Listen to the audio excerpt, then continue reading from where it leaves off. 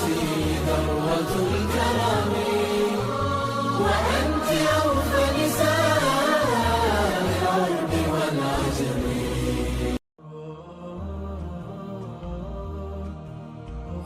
حاتب بن ابی بلتعہ رضی اللہ تعالی عنہ 6 ہجری میں صلح حدیبیہ کے بعد ایک دن رحمت عالم صلی اللہ علیہ وسلم نے مسلمانوں کو مسجد نبوی میں جمع کیا اور ان سے مخاطب ہو کر فرمایا، لوگوں، اللہ تعالیٰ نے مجھے تمام روئے زمین کے لیے رحمت بنا کر بھیجا ہے۔ اب وقت آ گیا ہے کہ تم اس رحمت کو دنیا والوں میں بانٹو، اٹھو اور ساری دنیا کو حق کی دعوت دو۔ اس کے بعد حضور اکرم صلی اللہ علیہ وسلم نے پڑوسی ممالک کے فرما رواؤں اور رئیسوں کو دعوت اسلام کے خطوط لکھے اور انہیں پہنچانے کے لیے چند ہوشیار اور ذی فہم صحابہ کو منتخب فرمائے۔ مقوقس والی مصر کو مکتوب نبوی پہنچانے کی خدمت جن صاحب کے سپرد ہوئی وہ 40 برس کی عمر کے ایک قدیم الاسلام جانثار رسول تھے، کسی قدر پس قد لیکن نہایت متناسب الاعضاء اور خوبرو، چہرے پر ذکاوت و فراست کے آثار نمایاں تھے۔ انہوں نے حضور صلی اللہ علیہ وسلم کا نامہ مبارک سر آنکھوں پر رکھا اور اسے لے کر عازم مصر ہوئے۔ دارالحکومت اسکندریہ پہنچ کر اپنی آمد کی اطلاع مقوقس والی مصر کو دی تو اس نے اپنے افسروں کو حکم دیا کہ سفیر عرب کے ساتھ نہایت تعظیم و تکریم سے پیش آئیں اور ان کے قیام و طعام کا عمدہ بندوبست کریں۔ 2-3 دن بعد اس نے سفیر عرب سے گفتگو کے لیے اپنے دربار میں تمام عمائد سلطنت اور مذہبی پیشواؤں کو طلب کیا اور سفیر عرب کو بھی دربار میں بلا بھیجا۔ سفیر عرب دربار میں تشریف لائے تو مقوقس نے ان سے خندہ پیشانی سے پذیرائی کی اور ان کو اس جگہ بٹھایا جہاں بادشاہوں کے سفیر بٹھائے جاتے ہیں۔ بات چیت شروع ہوئی تو اثنائے گفتگو میں مقوقس نے پوچھا، کیا محمد واقعی اللہ کے فرستادہ ہیں؟ سفیر عرب: یقیناً۔ مقوقس: اگر واقعی ایسا ہے تو جب ان کی قوم نے ان کو اپنے آبائی وطن سے نکالا تو انہوں نے بددعا کیوں نہ کی؟ سفیر عرب: کیا آپ حضرت عیسیٰ ابن مریم کو خدا کا سچا پیغمبر مانتے ہیں؟ مقوقس: بے شک۔ سفیر عرب: اگر ایسا ہے تو جب ان کو صلیب پر چڑھایا گیا تو انہوں نے اپنی قوم کے لیے بددعا کیوں نہ کی؟ مقوقس یہ جواب سن کر مبہوت ہو گیا اور پکار اٹھا، بے شک تم خود بھی دانا آدمی ہو اور جس ہستی کی طرف سے آئے ہو وہ بھی بڑی صاحب حکمت ہے۔ یہ صاحب رسول جن کی ذہانت اور فراست نے ایک باجبروت نصرانی فرما روا سے نہ صرف ان کی بلکہ دانائے کونین صلی اللہ علیہ وسلم کی دانائی اور حکمت کا اعتراف کروایا، حضرت حاتب بن ابی بلتعہ رضی اللہ تعالی عنہ تھے۔ سیدنا حضرت ابو عبداللہ یا ابو محمد حاتب بن ابی بلتعہ یمن کے رہنے والے تھے اور بنو لخم بن عدی سے تعلق رکھتے تھے۔ بعض ارباب سیر نے انہیں قحطانی النسل قرار دیا ہے اور بعض نے ان کو بنی مصحج کا ایک رکن بتایا ہے، لیکن جمہور کی رائے میں وہ لخمی یمنی ہیں۔ عہد جاہلیت میں گردش زمانہ انہیں مکہ لے آئی جہاں وہ بنو اسد بن عبد العزہ سے حلیفانہ تعلق قائم کر کے مستقل طور پر مقیم ہو گئے۔ بعض روایات میں ہے کہ حضرت حاتب بنو اسد کے ایک شخص عبداللہ بن حمید کے مکاتب تھے، لیکن بعض نے لکھا ہے وہ حضرت زبیر رضی اللہ تعالی عنہ بن العوام کے حلیف تھے۔ حافظ ابن حجر عسقلانی رحمۃ اللہ علیہ نے اصابہ میں لکھا ہے کہ حاتب زمانۂ جاہلیت کے مشہور شہسواروں میں سے تھے اور شعر و شاعری میں بھی درک رکھتے تھے۔ حضرت حاتب 21-22 برس کے تھے کہ رسول اکرم صلی اللہ علیہ وسلم مبعوث ہوئے اور لوگوں کو حق کی طرف بلانا شروع کیا۔ حضرت حاتب کو اللہ تعالیٰ نے فطرت سلیم عطا کی تھی۔ انہوں نے آغاز دعوت ہی میں لوائے توحید کو تھام لیا اور سید الانعام صلی اللہ علیہ وسلم کی جانثاروں میں شامل ہو گئے۔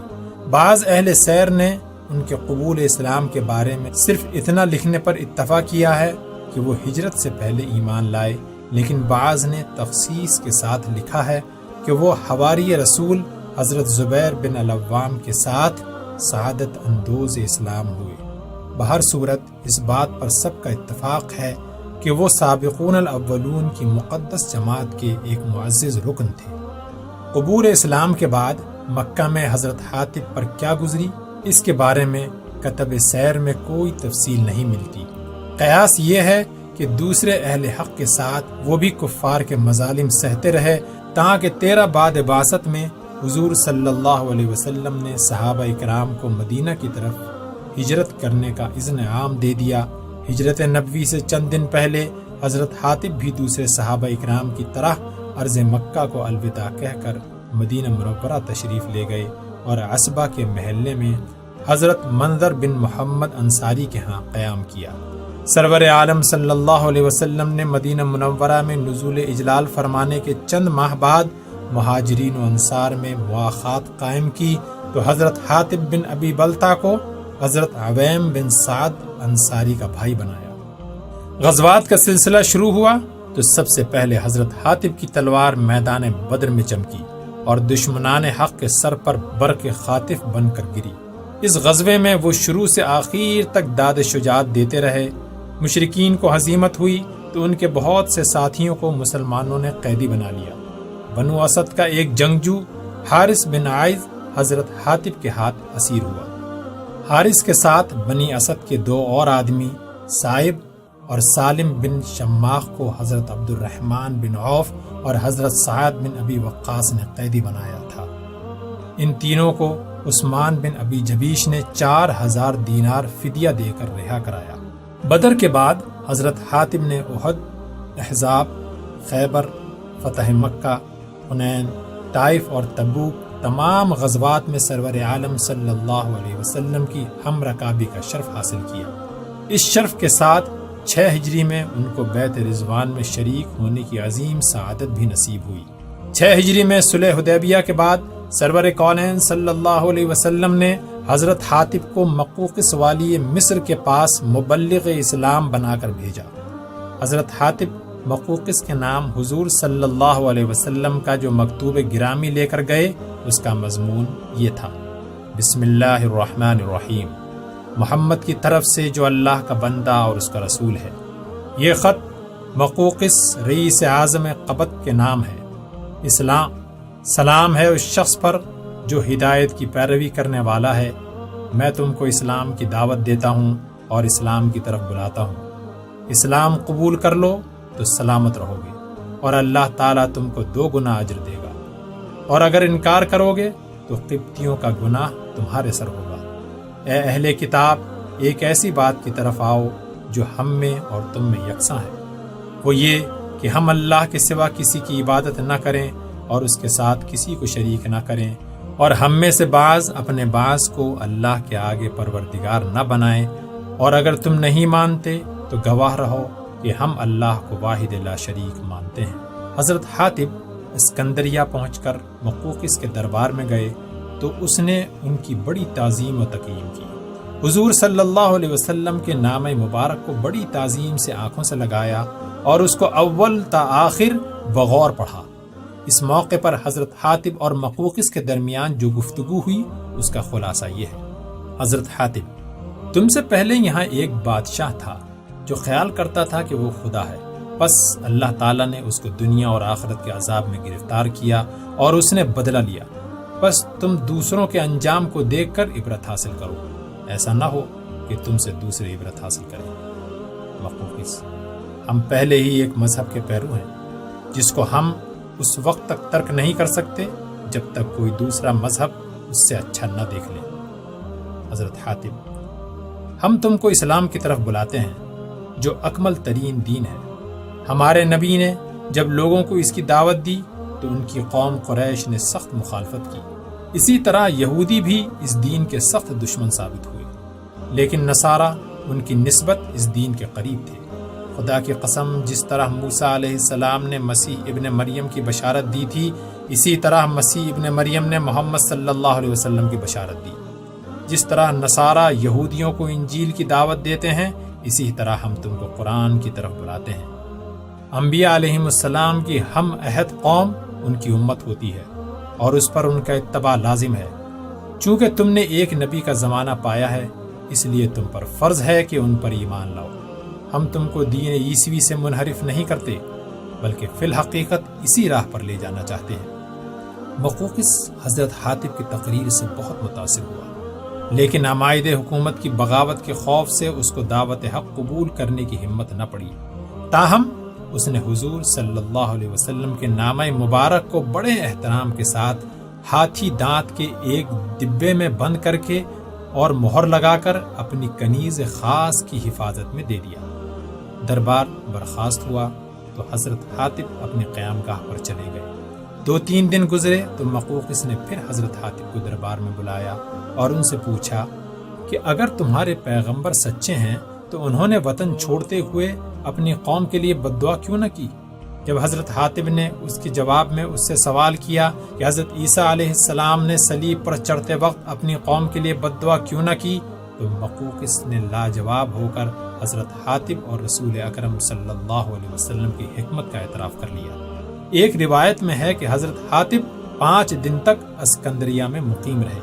جب وہاں سے چلنے لگے تو مقوقس نے انہیں نہایت عزت اور احترام سے رخصت کیا اور حضور صلی اللہ علیہ وسلم کے نام ایک خط کے علاوہ چند تحائف بھی سرور عالم صلی اللہ علیہ وسلم کے لیے حضرت حاتب کے ساتھ کر دیے۔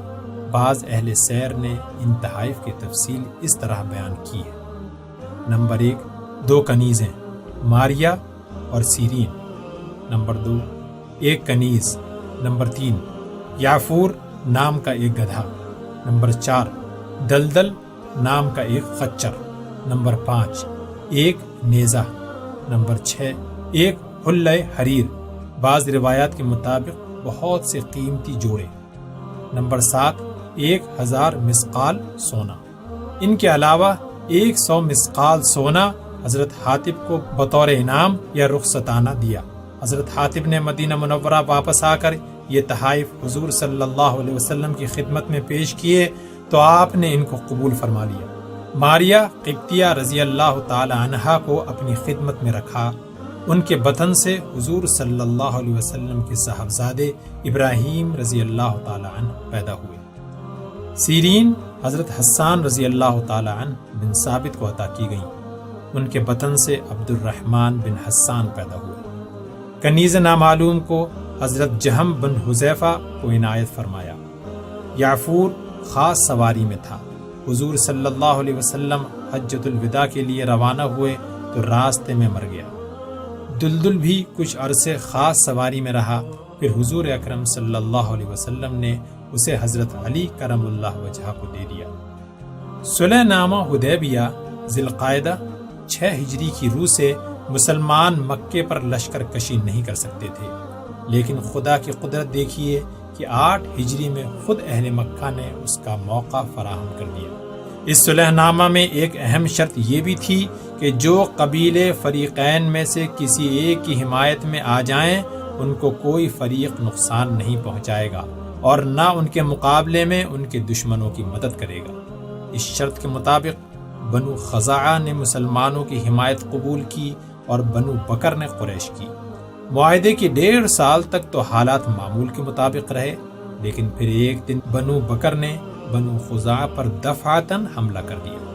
نہایت بے رحمی سے ان کے مردوں، عورتوں اور بچوں کو قتل کیا، یہاں تک کہ حرم میں پناہ لینے والوں کو بھی نہ چھوڑا۔ قریش نے اس موقع پر اعلانیہ بنو بکر کی امداد کی اور اس طرح معاہدہ حدیبیہ کو توڑ دیا۔ بنو خزاعہ نے 40 آدمیوں کا ایک وفد عمر بن سالم خزاعی کی قیادت میں مدینہ بھیجا، جس نے حضور صلی اللہ علیہ وسلم کی خدمت میں حاضر ہو کر نہایت درد انگیز الفاظ میں بنو بکر اور قریش کے وحشانہ مظالم کی داستان سنائی۔ حضور صلی اللہ علیہ وسلم کو یہ داستان سن کر سخت رنج ہوا۔ آپ نے قریش کے پاس قاصد بھیجا جس نے آپ کی طرف سے ان کے سامنے یہ 3 شرطیں پیش کی۔ نمبر 1، بنو خزاعہ کے مقتولوں کا خون بہا ادا کریں۔ نمبر 2، قریش بنو بکر کی حمایت سے دستکش ہو جائیں۔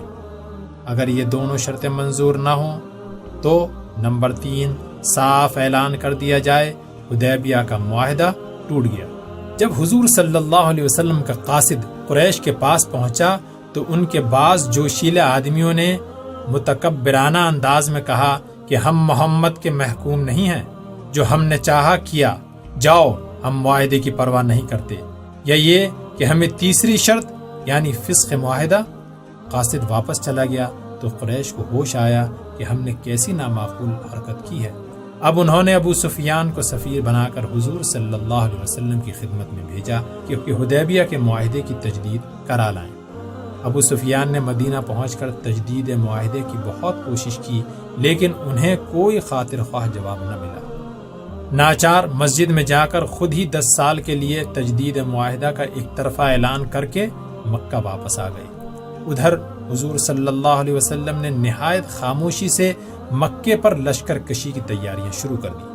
آپ چاہتے تھے کہ اہل مکہ کو مسلمانوں کی تیاریوں اور ارادے کا مطلق علم نہ ہونے پائے، اس لیے تیاریوں کے دوران میں آپ نے صحابہ اکرام پر بھی اپنا ارادہ ظاہر نہ فرمایا۔ حضرت حاطب بن ابی بلتہ بڑے ذہین و فریس آدمی تھے۔ انہوں نے اپنی فراست سے سمجھ لیا کہ نبی اکرم صلی اللہ علیہ وسلم مکے پر یرغار کی تیاری فرما رہے ہیں۔ ان کے اعزہ و اقارب مکے میں تھے۔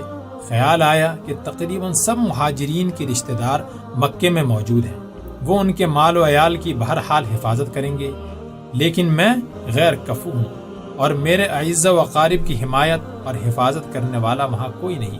اگر میں قریش کو مسلمانوں کی لشکر کشی کا بروقت اطلاع دے دوں تو وہ میرے ممنون احسان ہو جائیں گے اور میرے اہل و عیال کی حفاظت کریں گے۔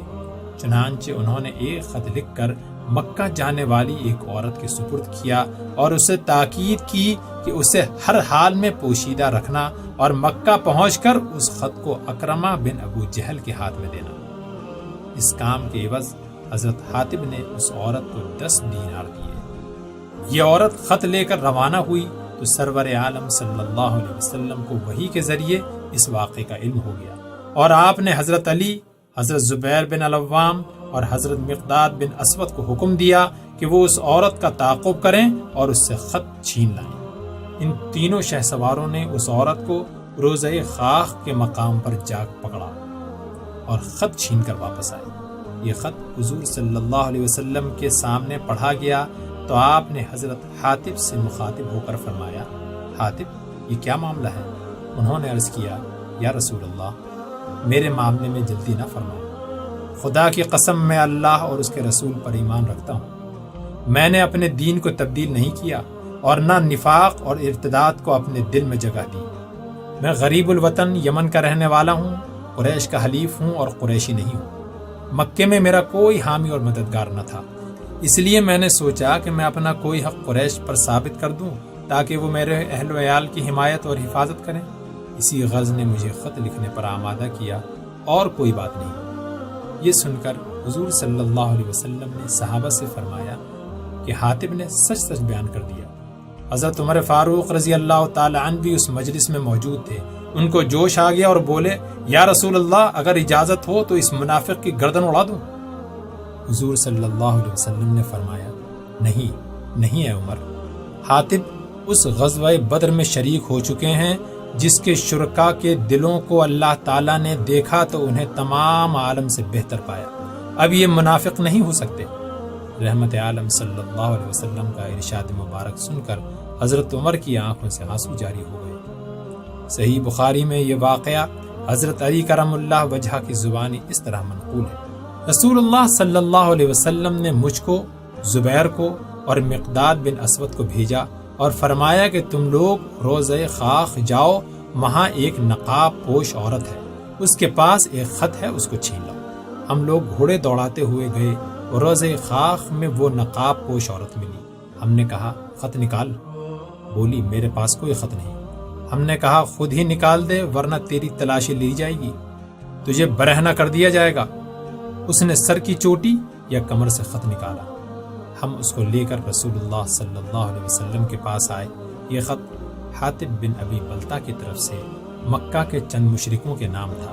اس میں رسول اللہ صلی اللہ علیہ وسلم کے بعض امور کی خبر درج تھی۔ آپ نے حاطب سے پوچھا، اے حاطب، یہ کیا ہے؟ انہوں نے کہا، یا رسول اللہ، عجلت نہ فرمائیں، میں قریش کا حلیف تھا، قریشی نہ تھا۔ آپ کے ساتھ جو مہاجرین ہیں ان کے مکے میں قرابت دار موجود ہیں جو ان کے اہل و عیال اور مال کی حفاظت کریں گے۔ میں نے چاہا تھا کہ اگر ان میں میرا نصیب نہیں ہے تو ان کے ساتھ کوئی ایسا احسان کروں جس سے وہ میرے قرابت داروں کی حمایت کرے؟ واللہ یہ کام میں نے نہ تو کفر کی بنا پر کیا، نہ ارتداد کی وجہ سے، اور نہ رضائے بالکفر کی بنا پر۔ رسول اللہ صلی اللہ علیہ وسلم نے فرمایا، انہوں نے سچ سچ کہہ دیا۔ عمر بولے، یا رسول اللہ اجازت ہو تو اس منافق کی گردن مار دوں۔ آپ نے فرمایا، وہ بدر میں شریک رہ چکے ہیں، اور تم کو معلوم نہیں کہ اللہ نے اہل بدر پر مطلع ہو کر یہ فرما دیا ہے کہ تم جو چاہو کرو، میں نے تمہاری مغفرت کر دی۔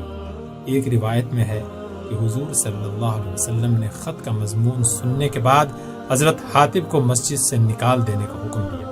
کچھ صحابہ حضرت حاطب کو کشاں کشاں لے چلے۔ اس حالت میں حضرت حاطب بے بسی کے عالم میں پیچھے مڑ مڑ کر دیکھتے جاتے کہ شاید حضور ان پر نظر کرم فرمائے، اور پھر واقعی حضور کا دریائے رحمت جوش میں آ گیا۔ آپ نے فرمایا، حاطب کو میرے پاس لاؤ۔ جب وہ حضور کے سامنے ندامت سے سر جھکائے کھڑے تھے تو آپ نے فرمایا کہ میں نے تمہارا قصور معاف کیا، اب اللہ تعالیٰ سے اپنی مغفرت کی دعا مانگو، آئندہ ایسا کام کبھی نہ کرنا۔ بعض روایتوں میں ہے کہ حضرت حاطب نے جس عورت کو خط دیا تھا اس کا نام سارہ تھا، اور وہ ابو عمر بن سیفی بن ہاشم کی لونڈی تھی۔ گانا بجانا اور نوحہ کرنا اس کا پیشہ تھا۔ فتح مکہ سے کچھ عرصے پہلے حضور صلی اللہ علیہ وسلم سے کچھ مالی امداد حاصل کرنے کے لیے مدینہ منورہ آئی۔ سرور عالم صلی اللہ علیہ وسلم اور صحابہ مہاجرین نے نقد رقم اور کپڑوں کی صورت میں بقدر استطاعت اس کی مدد کی اور زاد راہ اور سواری بھی مہیا کر دی۔ جب وہ چلنے لگی تو حضرت حاتم نے علیحدگی میں یہ خط اس کو دے دیا۔ ابن اسیر کا بیان ہے کہ مکے کا ایک مشرک شاعر ابن خطل سرور عالم صلی اللہ علیہ وسلم اور صحابہ اکرام کی ہجو کہہ کر سارہ کو یاد کرا دیا کرتا تھا، جسے وہ ترنم سے گایا کرتی تھی۔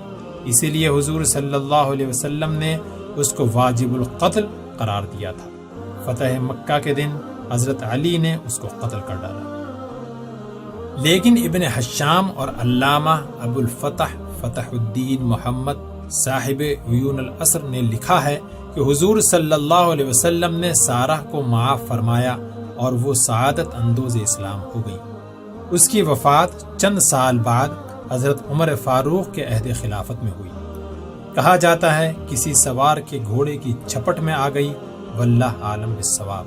صحیح بخاری میں ہے کہ حضرت حاتب والے واقعے کے بعد قرآن پاک کی یہ آیت نازل ہوئی، یا ایھا الذین آمنوا لا تتخذوا عدوی وعدوکم اولیاء تلقون الیہم بالمودۃ وقد کفروا بما جاءکم بالحق۔ سورہ ممتحنہ آیت نمبر 1۔ اے لوگو جو ایمان لائے ہو، میرے دشمن اور اپنے دشمن کو دوست نہ بناؤ۔ تم ان کو دوستانہ پیغام بھیجتے ہو، حالانکہ تمہارے پاس جو دین حق ہے اس کا انہوں نے انکار کیا ہے۔ حافظ ابن عبد البر رحمۃ اللہ علیہ کا بیان ہے کہ رحمت عالم صلی اللہ علیہ وسلم کے وصال کے بعد حضرت ابو بکر صدیق رضی اللہ تعالی عنہ خلیفہ ہوئے تو انہوں نے بھی حضرت حاتب بن ابی بلتہ کو مقوقس شاہ مصر کے پاس سفیر بنا کر بھیجا۔ انہوں نے سفارت کی خدمت ایسے احسن طریقے سے انجام دی کہ خلافت اسلامیہ اور حکومت مصر کے درمیان ایک دوستانہ معاہدہ طے پایا گیا۔ دونوں حکومتیں کئی سال تک اس معاہدے کی پابند رہیں، تاکہ بعض ایسے اسباب پیدا ہو گئے جن کی بنا پر مسلمانوں کو مصر پر حملہ کرنا پڑا۔ مصر کی سفارت سے واپسی کے بعد حضرت حاتب بن ابی بلتہ نے باقی زندگی مدینہ منورہ میں نہایت خاموشی سے گزاری۔ طبقات ابن سعد اور مسند احمد بن حنبل کی بعض روایات سے معلوم ہوتا ہے کہ انہوں نے تجارت کو اپنا ذریعہ معاش بنا لیا اور اس میں بڑا نفع کمایا۔ عہد فاروقی میں ایک مرتبہ بازار میں منقع اتنے ارزاں نرخ پر فروخت کر رہے تھے کہ دوسرے دکانداروں کو گھاٹے کا خدشہ پیدا ہو گیا۔ اس پر امیر المؤمنین حضرت عمر فاروق رضی اللہ تعالی عنہ نے انہیں حکم دیا کہ بھاؤ بڑھاؤ یا ان کو اٹھا کر بازار سے لے جاؤ۔ ایک روایت میں ہے کہ انہوں نے کھانے کی ایک دکان کھول لی تھی، اس سے اتنا نفع ہوا کہ کئی مکانات بنوا لیے۔ پھر بھی وفات کے وقت گھر میں 4000 دینار نقد موجود تھے۔ حضرت حاتب رضی اللہ تعالی عنہ نے بعد خلافت حضرت عثمان ذو النورین 30 ہجری میں وفات پائی۔ اس وقت آپ کی عمر 65 برس طے ہو چکی تھی۔ خود امیر المؤمنین نے نماز جنازہ پڑھائی۔ حافظ ابن عبد البر نے لکھا ہے کہ ان کے جنازے اور تدفین میں بہت بڑی تعداد میں مسلمان شریک ہوئے۔ ازواج و اولاد کی تفصیل کتب سیر میں نہیں ملتی۔ سبقت فی الاسلام، ہجرت، بدر، بیت رضوان اور دوسرے تمام غزوات نبوی میں شرکت حضرت حاتب بن ابی بلتہ کے خاص فضائل ہیں۔ خود سید المرسلین صلی اللہ علیہ وسلم ان کے فضائل کے مداح اور قدردان تھے۔ ایک روایت میں ہے کہ ان کے مزاج میں کسی قدر سختی تھی۔ ایک دفعہ ان کے ایک غلام نے دربار رسالت میں ان کی سخت مزاجی کی شکایت کی اور ساتھ ہی کہا، یا رسول اللہ، حاتب یقیناً جہنم میں جائے گا۔ حضور صلی اللہ علیہ وسلم نے فرمایا، نہیں، وہ بدر اور حنین میں حاضر تھا۔ ایک اور حدیث میں وارد ہے کہ آپ نے فرمایا، جو مسلمان بدر اور احد میں حاضر تھا وہ ہرگز دوزخ میں داخل نہ ہوگا۔ فتح مکہ سے پہلے انہوں نے جن حالات کے پیش نظر مشرکین کو خط لکھا تھا، بلا کم و کاست سرور عالم صلی اللہ علیہ وسلم کی خدمت میں عرض کر دیا۔ چنانچہ حضور صلی اللہ علیہ وسلم نے ان کی صاف گوئی اور نیک نیتی کو ملحوظ رکھ کر نہ صرف معاف فرما دیا بلکہ ان کے بدری ہونے کے شرف کی برملا تحسین فرمائی، رضی اللہ تعالی عنہ۔